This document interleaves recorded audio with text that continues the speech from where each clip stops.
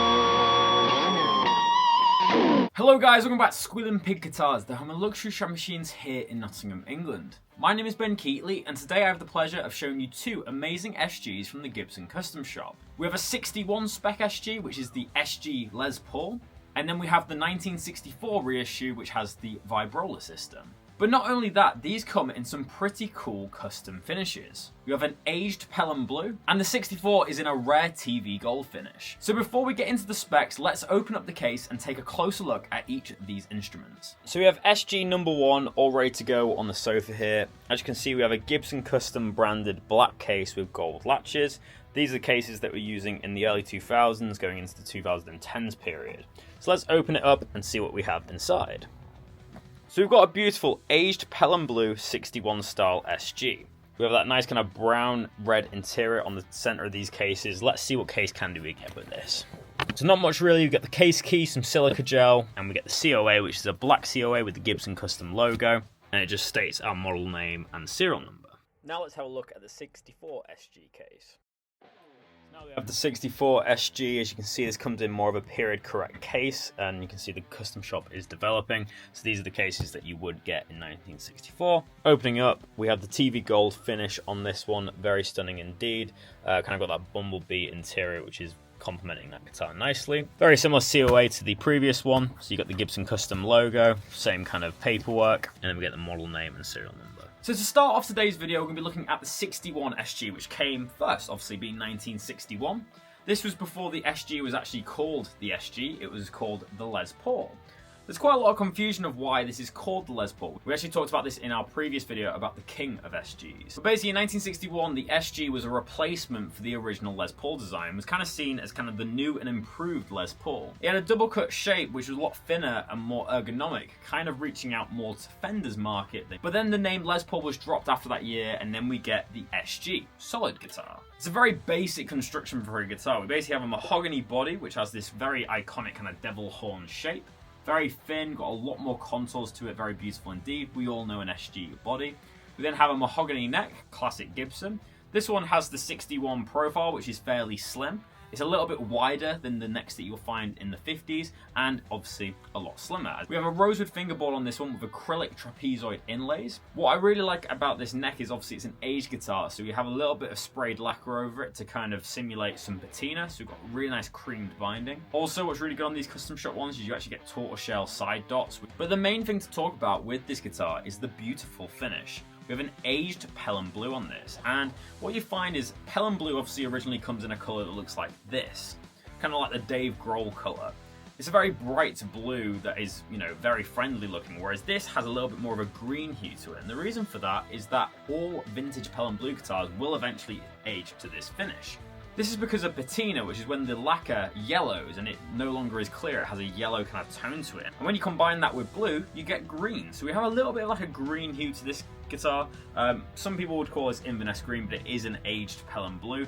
It's slightly flip-flop, so as I move it in the light, you should get different shades of blue and green from this. But it's just such a cool colour. One of my favourite kind of finishes for an SG. We then have the classic 5-ply SG pickguard, 3-way switch, 2 volumes, 2 tones with the reflector style knobs. This is the big difference between the two. We have an ABR1 bridge drilled directly into the top and a lightweight stop tailpiece. Moving down to the headstock, obviously classic SG headstock. You've got the crown inlay there, got the Gibson logo with the ambering over it, and we have the Gibson Deluxe clues on style tuners. The patina on the guitar is uneven, which is, you know, very realistic to how a guitar would actually age, presuming the different levels of sunlight. So we do have a little bit more blue in areas, a little bit more green in areas. Got a bit of scratching on the pick guard, the pickup covers are slightly scratched in, and obviously you have that patina on the neck. So it's a very cool piece indeed, one of the nicer SGs I've ever had the privilege of holding. Some additional specs: we have 22 medium jumbo frets. The pickups in this are the custom Bucker Alnico 3 pickups. Our scale length is 24.75 inches, pretty standard for Gibson, and we have the nylon nut on this one. So this was the original design of the SG, the first one to ever come about. Now let's fast track to 1964 to see how they changed the SG design. So other than the obvious differences in the finish, there's not actually that much different between the two guitars. The main bit is in the bridge section. So we have the vibrola, some people call it the walrus tooth vibrola or wiggle stick if you're a Mark Agnesi fan. Basically, obviously this looks a little bit like a walrus tooth. We have this really cool vibrola plate. This is kind of like the more iconic version of the SG in my opinion, kind of like the Angus Young one. This is an extremely primitive version of a tremolo. There's actually no springs at all, so it doesn't go through the guitar at all. It's literally just a bent piece of metal that you force with this and it goes back. You'll see that our ABR1 bridge has changed a little bit. We now have nylon saddles, which was something that they were doing in 1964. A lot of people say that it makes the tone slightly warmer for the strings, but this is a period correct spec, so that is obviously different to the 61. For the pickups, we have custom Bucker Alnico 3 unpotted, and we have a slightly different neck shape. This is the 64 medium C. I would say it's a little bit thicker than the 61 and a little bit wider. Just feels very, very slightly different. We still have that aged patina over the side. This is like cream binding, and this TV gold finish is absolutely beautiful. A TV finish is basically when you can see the mahogany wood grain through the finish. Of course, you wouldn't typically see a TV gold back in the day. They were more traditionally made in white and yellow. But this is a really cool spec guitar. We've had a few TV gold finished Gibsons over the years, a lot of Les Pauls, but it's nice to see it on an SG. Both of these guitars are priced the same. This is priced in at £4,084.99. The main reason they're both the same price is obviously the 61s tend to be a little bit cheaper. This is a very rare finish as well as the aging, which adds a little bit to the price, whereas the TV Gold is completely clean. So let's go to the playing demo and see if these guitars sound any different. So guys, welcome to the tone demonstration. For today's video, I'm plugged into my Kemper Profiler as always. I'm on an AC30 preset with some Tube Screamer kind of effects on the floor.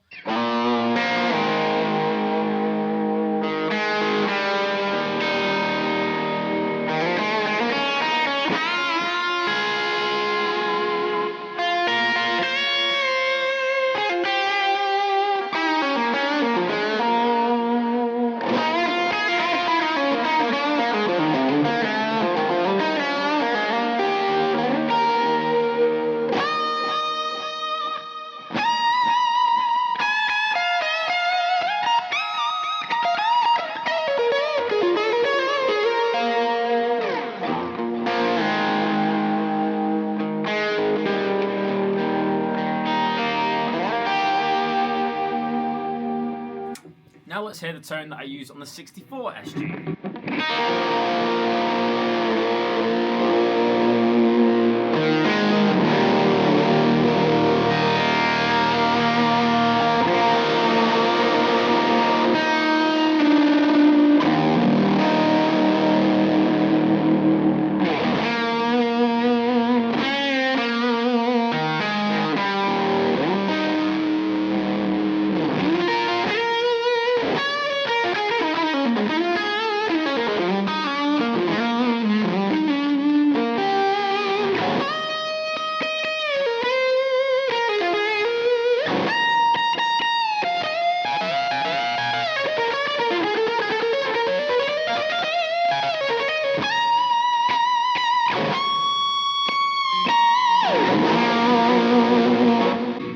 to say, from first impressions, I do prefer the sound of the 64 SG. There's a couple of reasons why I think that is, mainly because of the pickup setup. These pickups and the humbuckers are slightly closer to the strings, so there's a little bit more output.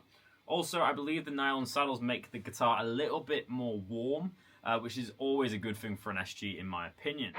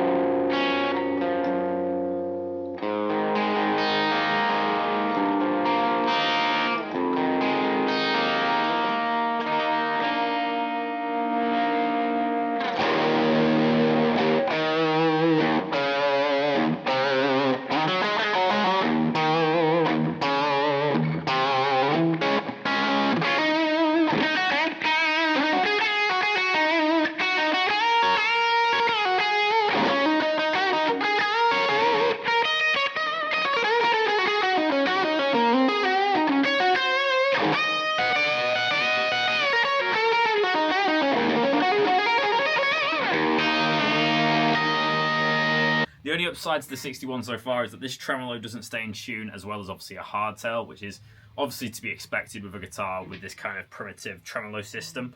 But yeah, definitely the 61 stays in tune better. Let's clean it down completely just to the bass tone. So I've got the EQ pedal on, a little bit of reverb and a compressor. You can hear just how high output these pickups are in comparison, just because of the pickup distance from the string. This has a lot more gain to my ear anyway.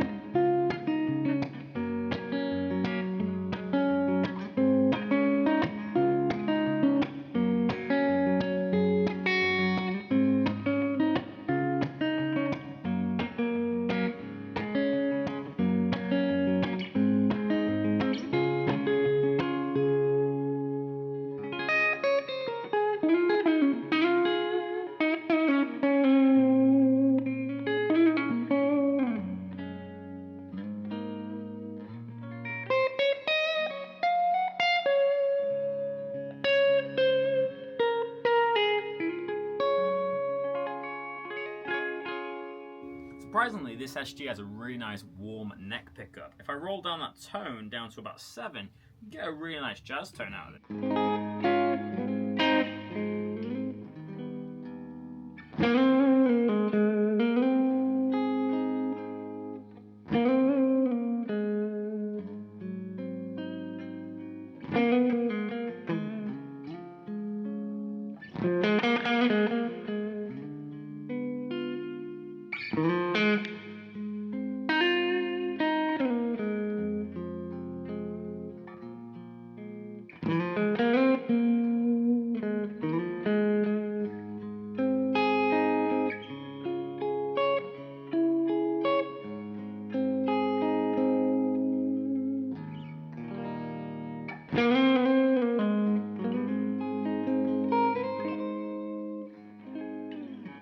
So that might be quite surprising to some, including myself. Typically I always see the SG as kind of like an AC/DC rock and roll guitar that's really bright.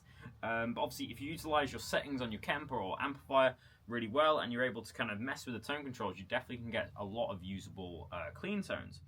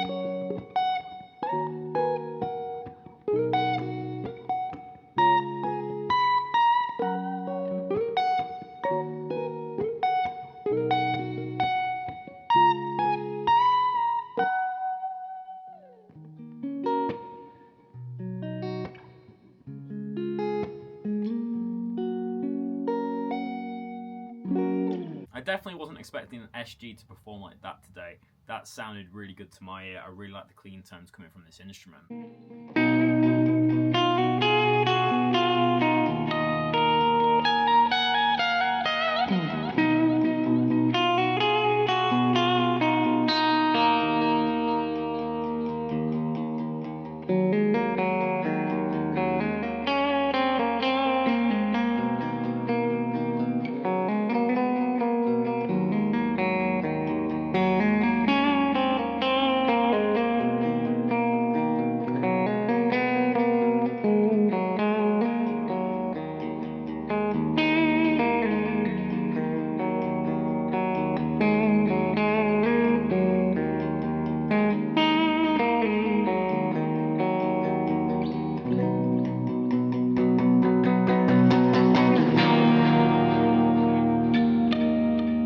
So guys, what are my final thoughts on today's video? Well, before I get into that review, let me grab the 61 standard. First off, let me know in the comment section below, which guitar did you prefer? Do you prefer the 64 with the vibrola bridge, or do you prefer the classic 61 SG Les Paul? Let me know down below. Whilst you're down there, make sure to leave a like, and if you're new to these videos, then make sure to subscribe. It really helps with the engagement on these videos, which means bigger and better demos for you.